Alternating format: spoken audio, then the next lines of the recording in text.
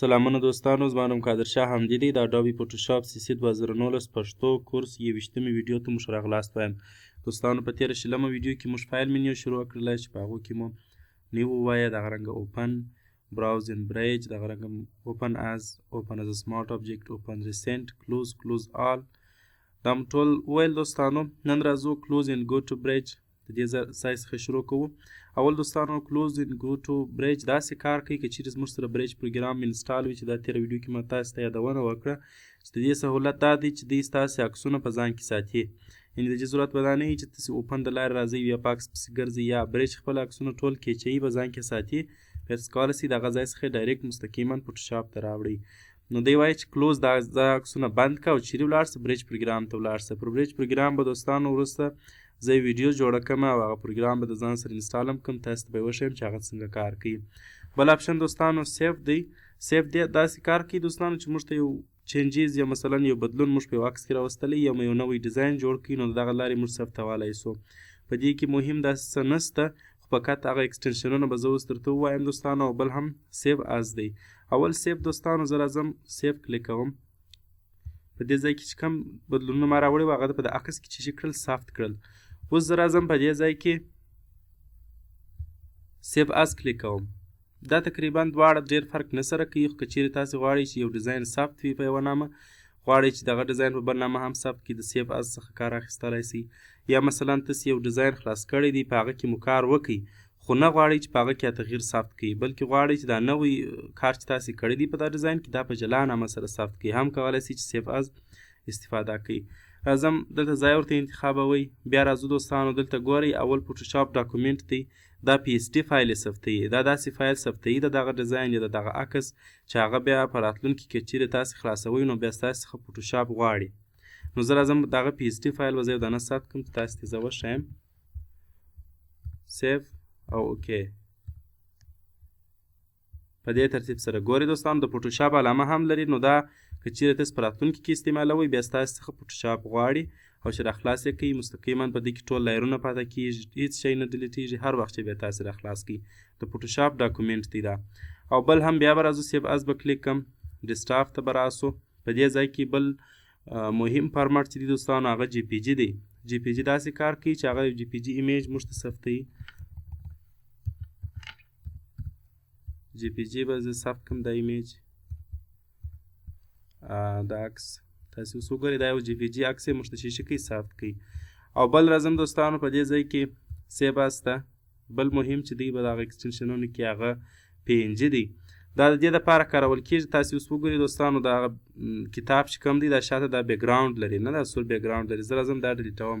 اوس غواړم همساده چې دا کتاب ماته ثبت شي. که زه چیرې GPG ثبت کړم دا نو دی شاته دا بیکګراونډ ورسره راولي. څنګه اتومات سپین بیکګراونډ دی ورکوي. مثلا زه راځم زه ورته وایم چې دا چې که GPG ماته ثبت کړه، GPG دوهم په نامه به یې کړو. سیف اوکې.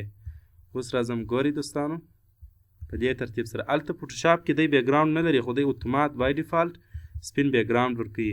اوس زه غواړم چې دا سپین بیکګراونډ باید ورنه کړي، ځکه که زه چیرې دی په ورډ یا بل پروګرام کې غواړم استفاده کړم یا هم په یو رنګه صفحه کې زه استفاده کړم، دی به چې لري بیکګراونډ به لري، او زه غواړم چې دا بیکګراونډ دی ونه لري. نو بیا کې زه هر ځای ایږدم هغه چې شي بیکګراونډ لري. اوس مثلا زه یو عکس راخلاصوم بل، بیا راځم بل عکس چې ما ثبت کړي هغه راخلاصوم. اوس راځم دلته چې کوم را انتقالوم.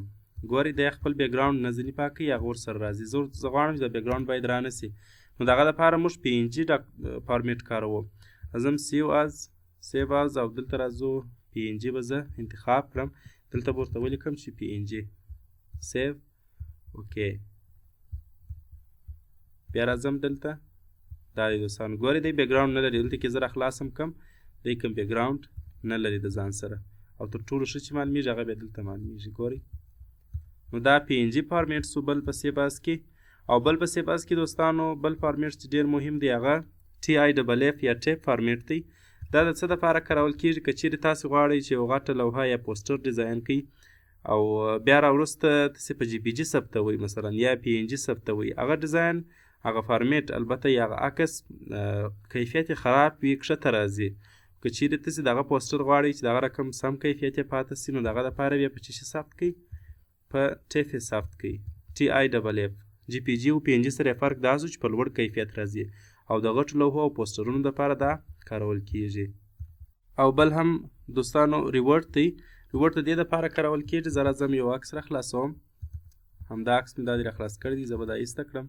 اوس راځم دلته تغیرات راولم په دې عکس کې. مختلف تغیرات زه پکې راولم. اوس غواړم چې دا ټول تغیرات چې کوم بیرته عکس دې حالت ته راسي د تغیرات خراب کړم. که زه چیرې کنټرول زید ووایم دوستانو هم دا کار زه کولی شم، خو هغه یو تغیر ماته خرابوي. خو زه غواړم چې ټول یو دم خراب کړم. د هغه دپاره موږ شارټکټ هم لرو F12 او د هغه اصلي آپشن چې دی هغه ریورډ دی. ګورئ دلته شارټکټ هم شته F12. که دا کلیک کړئ د اتومات عکس په عادي حالت چشکۍ راولي. او بل هم دوستانو ایکسپورټ دی. ایکسپورټ کې اول کویک ایکسپورټ از PNG. اوس ګورئ دوستانو سیو اس کې که زه چیرې د عکس PNG ثبتوم، زه به راځم دلته PNG به کلیک کوم، بیا به راځم سیو، دلته بیا دی اوکې کوم. دا ډېر کار دی نه، نو د هغه دپاره دی وایي چې کویک ایکسپورټ کې موږ تیز PNG ثبتولی سو. بس فقط کلیک یې کوئ، ځای ورته انتخاب کړئ، هېڅ هیڅ نوم مه انتخابوئ. که مو نوم ورکوئ نوم ورکئ، سیو، عکس چې شي کېږي ست سره PNG کې ثبتېږي. دا دی. نو دا هم ایکسپورټ کې کویک ایکسپورټ از PNG او بل ایکسپورټ از څه کار کوي دوستانو؟ دا علیحده ایکسپورټ دی. د سیو او سیو اس سره فرق دا دی چې هلته موږ اندازې او شان نسو ورکولی، خو دلته ګورئ تاسې فارمیټ ورته چینجولی سي GIF او PNG.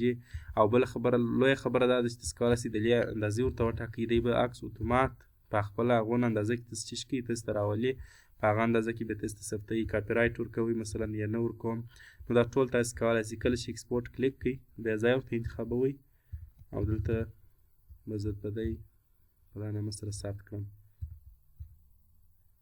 تاسې وګورئ نو بیا به دی په هغه ترتیب چې کېږي زموږ سره ثبتېږي. نو دا هم ایکسپورټ از سو چې موږ کولی سو نور سیټینګ هم ورکړو.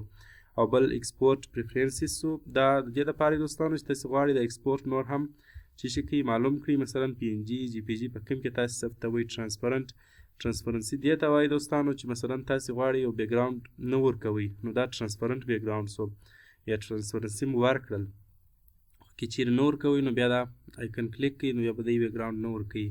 دا د چیش دپاره دی دا پریفرنسز؟ دا د کویک ایکسپورټ دپاره دی. اسک ویر ټو ایکسپورټ ایچ ټایم. مثلا هر وخت زما څه پوښتنه وکړه چې دا چیرې ثبت کړم، نو په دا ترتیب سره دا پریفرنسز نور هم زموږ سره چیش کوي. کار کې سمالر فایل دی 8 بیټه کې دا زموږ سره ثبتوي. دا ټول د دغه کویک ایکسپورټ از PNG یا د ایکسپورټ از سیټینګ دی. او بل هم دوستانو سیو پار ویب لیګسي. دا د ویب دپاره کارول کېږي. تاسې غواړئ چې یو عکس د ویب دپاره ثبت کړئ نو دی کلیک کړئ. دلته هم تاسې کولی سئ چې فارمیټ ورته واړوئ، مثلا نور هم امبیډ کلر پروفایل ځینې جوړ کړئ، کاپي رایټ ورکوئ، نه ورکوئ، ټول سیټینګونه دغه رنګه اندازه سوله چې بروالی سو یا اوږدوالی سو دا ټول ورکولی سئ. چې دا موږ یو وارې په دغه کې هم ووایه سلایس ټول هم د ویب دپاره و. که ستاسې په یاد دي نو دا په ایکسپورټ کې سیو پر ویب موږ کولی سو د عکس د ویب دپاره چې شو کو جوړ کو. ستاسې له توجه نړۍ مننه دوستانو. پر راتلونکي درس کې به آوټبورډز ټو فایل، آوټبورډز ټو PDF، لایر کمپاز ټو فایل، لایر کمپاز ټو PDF، دغه رنګه لایر ټو فایلز، کلر لوک اپ ټیبلز پر دې به کار کوو. د خدای په امان.